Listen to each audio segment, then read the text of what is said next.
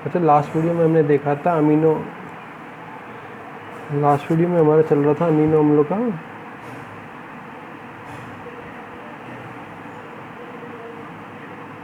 ऑक्सीकरण, oxidation of amino acid. इसको हमने बोला था 3 तरह से इसको अपघटित किया जा सकता है या तोड़ा जा सकता था किसी भी अमीनो एसिड को, ठीक है ना। पहला मेथड था आपका वीएमिनेशन या डीएमिनेशन, जिसे हमने बोला। पहला मेथड था आपका क्या, डीएमिनेशन का। सेकंड मेथड था अमीनीकरण या ट्रांसएमिनेशन का, ठीक है ना। थर्ड था आपका डिकार्बोक्सिलेशन या विकार्बोक्सिलीकरण का। तो हमने वी अमीनीकरण था, उसमें से हमको करना है माइनस लगा सकते हैं हम लोग इसके आगे क्या, NH3। हमको क्या करना है, इसमें से एक अमोनिया के अणु को हटाना है, एक अमोनिया के अणु को क्या करना है, हमको हटाना है। दूसरा मेथड ये कहता है आपसे अमीनीकरण ट्रांसएमिनेशन। ट्रांस का मतलब, ट्रांस जो वर्ड है एक्चुअल में निकल के आया ट्रांसफर से, मतलब स्थानांतरित करना। ये NH2 प्लस की फॉर्म में या NH3 की फॉर्म में अमीनो अम्ल से हटकर किसी दूसरे अणु पर या मॉलिक्यूल पर आकर क्या हो जाएगा, ये जुड़ जाएगा। थर्ड आता है आपका प्रोसेस क्या, डिकार्बोक्सिलेशन। डी का मतलब वही है, कार्बोक्सिलेशन वर्ड यूज में लिया था CO2 के लिए, तो -CO2 लगा सकते हैं। यहाँ पे क्या है, CO2 को किसी भी मॉलिक्यूल से, अमीनो एसिड मॉलिक्यूल की अगर बात की जाती है तो उसमें एक कार्बोक्सिलिक एसिड ग्रुप पाया जाता है। क्या पाया जाता है, कार्बोक्सिलिक एसिड का ग्रुप पाया जाता है। अगर मान लो इस कार्बोक्सिलिक एसिड के ग्रुप में से CO2 बाहर कर दी जाए तो ये H क्या है, कार्बन पे जाके जुड़ जाएगा। क्या, कार्बन पे आके क्या हो जाएगा, जुड़ जाएगा, ठीक है ना। तो CO2 क्या हो जाएगी, यहाँ से रिलीज हो जाएगी। तो ये प्रोसेस कहलाएगा आपका क्या, डिकार्बोक्सिलेशन। ये प्रोसेस क्या कहलाएगा आपका, डिकार्बोक्सिलेशन। तो हमने बात की लास्ट वीडियो में डीएमिनेशन की। तो हमने ये बोला अभी जैसे समझा हमने, अमोनिया का निर्माण करना, ठीक है ना। अमीनो समूह से अमोनिया का निर्माण करना और अमोनिया को अमीनो ग्रुप से हटा सकते हैं हम लोग, ठीक है ना, या अमीनो एसिड ग्रुप से हटा सकते हैं। तो इसके लिए हमने प्रोसेस देखा ऑक्सीकारी विअमीनीकरण का। यहाँ पे हमने क्या किया था, एक सामान्य जो फॉर्मूला होता है, जनरल फार्मूला होता है अमोनिया का, उसकी क्रिया किससे कराई, हाफ मॉलिक्यूल ऑफ O2 से कराई। किसकी प्रेजेंस में, ऑक्सीडेज एंजाइम की प्रेजेंस में। ये क्या हो जाएगा, यहाँ से कीटो एसिड बन जाएगा। किसका फॉर्मेशन हो गया, यहाँ पे कीटो एसिड का फॉर्मेशन हो गया है। और साथ ही साथ क्या, अमोनिया रिलीज हो गई। अब अमोनिया है, अमोनिया किसी भी प्राणी से, ठीक है ना, 3 प्रकार से निकल सकती है। वो उसके जो उत्सर्जन तंत्र होता है उसके ऊपर क्या होता है, निर्भर पाया जाता है। तो जैसे अगर मान लो लोअर एनिमल्स की बात करते हैं हम लोग, किसकी, लोअर एनिमल्स की हम लोग बात करते हैं, ठीक है ना। जैसे कि जितने भी एक्वेटिक एनिमल्स होते हैं, फिशीज वगैरह के, एम्फीबिया के, ठीक है ना, तो उनमें क्या होती है, डायरेक्ट अमोनिया को त्याग दिया जाता है। मतलब उनमें कोई स्पेशल ऑर्गन नहीं था। अमोनिया ज़्यादा हार्मफुल होती है किसी और तत्व की तुलना में। तो ये जैसे ही बॉडी के अंदर बनेगा, शरीर से इसको त्याग दिया जाएगा। किसकी सहायता से, जल की सहायता से। फिर बात आती है किसकी, यूरिक एसिड की। यूरिक एसिड होते हैं क्रिस्टल्स के रूप में, हमेशा किसके रूप में, क्रिस्टल्स के रूप में। इसमें पानी की कुछ कम मात्रा की आवश्यकता होती है, किसकी तुलना में, कुछ जो अमीनोटैलिक एनिमल्स होते हैं उनकी तुलना में, ठीक है ना, जैसे कि एबीज वगैरह। फिर आती है बात यूरिया की, इसके लिए पानी की मात्रा चाहिए होती है, जैसे कि मैमल्स होता है, तो इसमें त्याग दिया जाता है इसको, ठीक है ना। फिर हमने बात की किसकी, आज हम बात करने वाले हैं ग्लूकोजेनिक अमीनो अम्लों की, ऑक्सीकरण।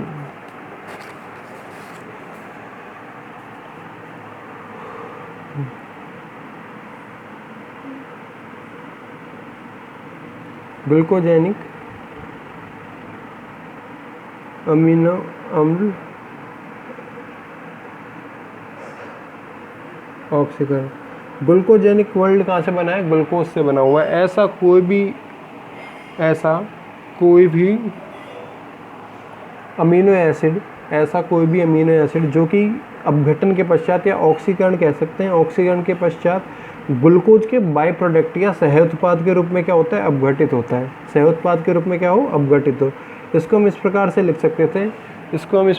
सकते हैं, जब कोई अमीनो अम्ल विअमीनीकरण द्वारा, अब इसके सह-उत्पाद क्या हो सकता है, जैसे कि पायरुवेट हो सकता है, क्योंकि हमने देखा ग्लूकोज का जब हमने अपघटन किया या ऑक्सीकरण किया था तो हमारे पास पायरुविक एसिड का क्या हुआ, निर्माण हुआ है। दूसरा हम कह सकते हैं ऑक्जेलो एसिटिक एसिड हुआ था, क्योंकि हमने देखा ऑक्सीडेटिव डिकार्बोक्सिलेशन में भी इसका एस्टाइल कोएंजाइम ए का निर्माण हुआ, सक्सिनाइल कोएंजाइम ए का निर्माण हुआ। तो ये सारे क्या होते हैं, इसके सहउत्पाद होते हैं, किसके, ग्लूकोज के क्या होते हैं, सहउत्पाद होते हैं, ठीक है ना। तो इनके द्वारा क्या बनेगा, ग्लूकोज के सहउत्पाद बनेंगे इनके अपघटन से। जब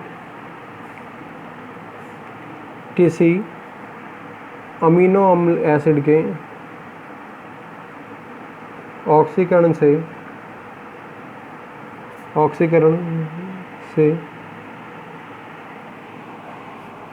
ग्लूकोज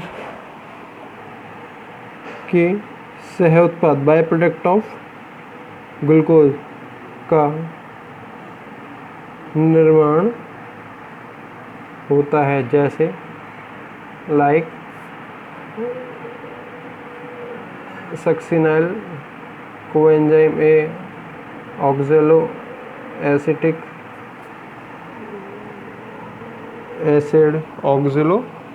एसिड, या बोल सकते थे पायरुविक एसिड एक्सेट्रा, ठीक है ना। तो ये सारे के सारे क्या होंगे, किस में प्रवेश कर जाएगा, उसके बाद में क्रेब्स साइकिल जो चलता है ऊर्जा प्राप्ति के लिए, उसमें प्रवेश कर जाएंगे और ऊर्जा की उत्पत्ति करेंगे। वो किसकी, ऊर्जा की उत्पत्ति करेंगे, ठीक है ना। फिर अगर बात की जाए, जैसे कि इसके लिए एग्जांपल दिया जाए तो एलिनिन, ठीक है ना। एलिनिन क्या होता है, सबसे सिंपल टाइप का वो होता है, हमने पहले भी देखा हुआ है।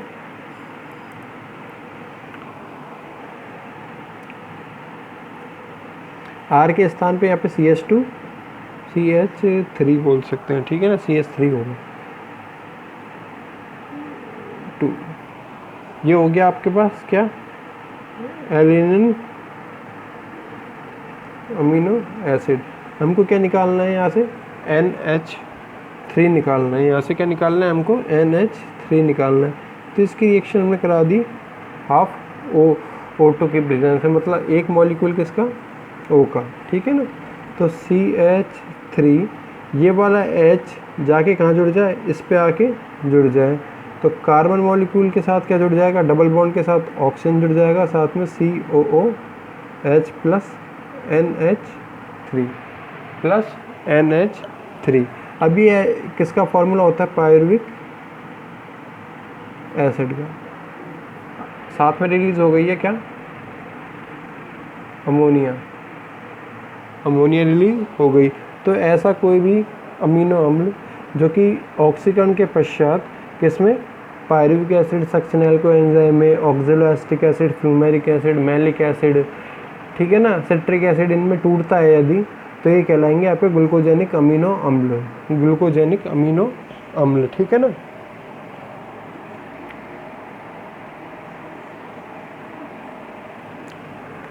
सेकंड आता है आपका कीटोजेनिक अमीनो अम्ल। सेकंड आता है आपका कीटोजेनिक अमीनो अम्ल ऑक्सीकरण, ठीक है ना। कीटो एसिड कौन से हो सकते हैं,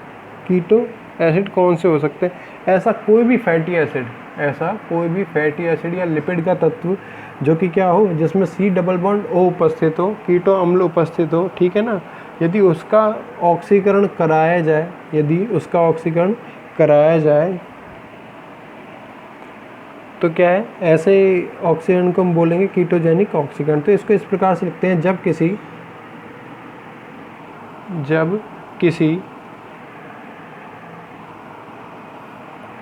कीटो अम्ल का ऑक्सीकरण करवाया जाता है तो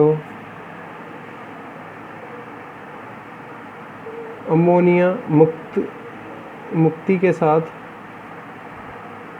रिलीज ऑफ अमोनिया मुक्ति के साथ अल्फा या कीटो अम्लों का ही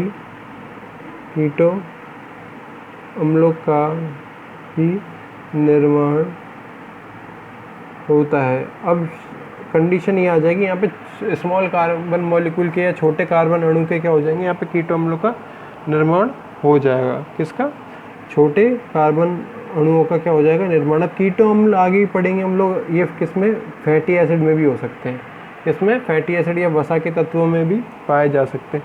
जैसे अगर बात की जाती है ल्यूसीन के लिए, जैसे अगर बात की जाती है ल्यूसीन के लिए CH3 CHNH2 CHCOOH, ठीक है ना। इस पे यदि क्रिया करा दी जाए हाफ O2 की, ठीक है ना, तो कुछ आपके पास इस प्रकार से प्रोडक्ट बन के आएगा हमारे पास CH3 CH2 C double bond O और COOH, साथ में बन के आएगा अमोनिया, साथ में बन के आएगा आपके पास अमोनिया। अब ये वाला जो H था ये किसके साथ जाके जुड़ गया, आपके एमिनो ग्रुप के साथ जाके क्या हो गया, जुड़ गया है। एमिनो ग्रुप के साथ क्या हो गया, आके क्या हो गया, जुड़ गया, ठीक है ना। तो यहाँ पे आपके बन गया है alpha keto acid, alpha keto acid. और ये क्या था आपके पास, ल्यूसीन अमीनो एसिड, ये था आपके पास ल्यूसीन टाइप का अमीनो एसिड था, ठीक है ना। तो अभी हमने देखा एक तो ग्लूकोजेनिक अमीनो एसिड, दूसरा हमने देखा कीटोजेनिक। ग्लूकोजेनिक में हमने बोला कि यदि अमीनो अम्लों का ऑक्सीकरण कराया जाए, ठीक है ना, सरल टाइप के अमीनो अम्लों का ऑक्सीकरण कराया जाए तो उससे क्या बनेंगे, ग्लूकोज के सह उत्पाद जैसे कि सक्सिनल कोएंजाइम में oxaloacetic acid, fumaric acid, malic acid, pyruvic acid, citric acid, isocitric acid, इन सब का क्या होगा, निर्माण होगा, साथ में अमोनिया का उत्पादन होगा, ठीक है ना। कीटोजेनिक एसिड में हमने बोला कि किसी भी फैटी एसिड या वसा अम्ल के तत्वों या कीटो अम्ल के तत्वों का यदि ऑक्सीकरण करवाया जाए, ठीक है ना, तो उससे क्या होगा, अमोनिया मुक्त होगी, साथ ही साथ क्या, कीटो अम्लों का क्या होगा, निर्माण होगा, जैसे कि हमने ल्यूसीन से यहाँ पे कराया है, ठीक है ना। फर्स्ट कंडीशन हो चुकी है आपकी क्या, विअमीनीकरण की पूरी। दूसरी बात करते हैं हम अमीनीकरण की या ट्रांस एमिनेशन की। किसकी, दूसरी कंडीशन की हम बात करते हैं अमीनीकरण या ट्रांस एमिनेशन की, ठीक है ना। ट्रांस एमिनेशन समझ में आ रहा है, अभी भी हमने देखा भी था कि ये क्या कहेगा, ट्रांस वर्ल्ड बना है किससे, ट्रांसफर से। किससे बना है, ट्रांसफर से। तो ये कह सकते हैं हम लोग अमीनो समूह का स्थानांतरण, अमीनो समूह का स्थानांतरण अमीनो अम्ल से किसी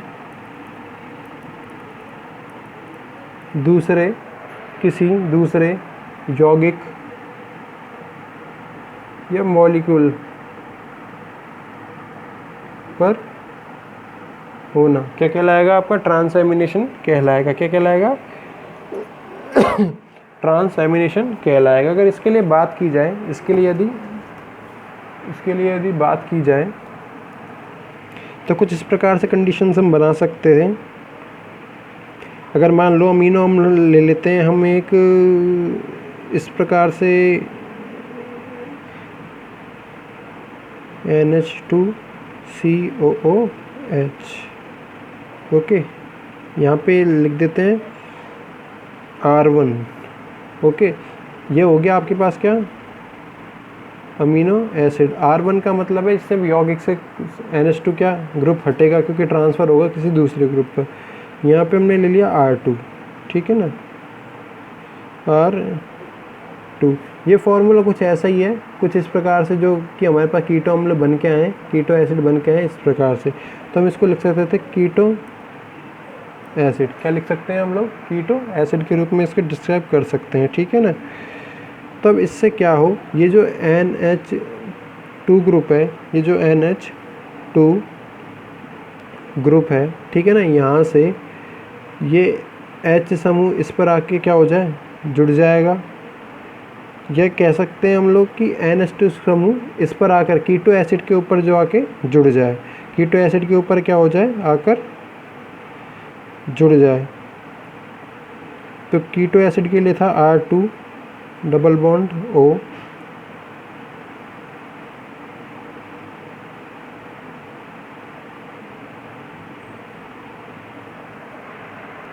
तो हमने कीटो अम्ल के लिए क्या बोला है, यहाँ R2 हो गया, R2 हो गया, इसके लिए क्या बोल दिया हमने NH2 कर सकते थे, यहाँ C डबल बॉन्ड O, ठीक है ना, ओके। इस प्रकार से NH हो जाएगा, ठीक है ना। तो फिर इसके लिए आएगा R1 C double bond O और COOH, ठीक है। तो ये आपके पास बन के आ जाएंगे, इस प्रकार से कुछ प्रोडक्ट बन के आएगा। इनको और भी अच्छे एग्जांपल से समझा जाए, जैसे कि ग्लूटामिक एसिड होता है हमारे पास, ग्लूटामिक एसिड होता है C double bond COOH CH2 CH2 COOH CH2 CH2 CH NH NH2 और COOH। ये फॉर्मूला होता है किसका, ग्लूटामिक एसिड का, ग्लूटामिक एसिड, ठीक है ना। C डबल बॉन्ड O, ये क्या हो जाएगा, एक पायरुविक एसिड या कीटो एसिड के रूप में हम कीटो एसिड बोल सकते हैं। इसके ब्रैकेट में लिख देता हूँ पायरुविक एसिड, ओके। तो इससे क्या हो जाएगा, ये डबल बॉन्ड आके क्या हो जाएगा, यहाँ पे एडजस्ट हो जाएगा और ये NH2 ग्रुप इस पे आके जुड़ जाएगा, ठीक है। तो हमारे पास कुछ इस प्रकार से प्रोडक्ट बन के आएंगे, COOH CH2 CH2 C double bond O COOH, ये हो जाएगा alpha keto glutaric acid, alpha keto glutaric acid. और बनेगा उत्पाद के रूप में आपके पास COOH CH2 CH NH2 COOH, ये है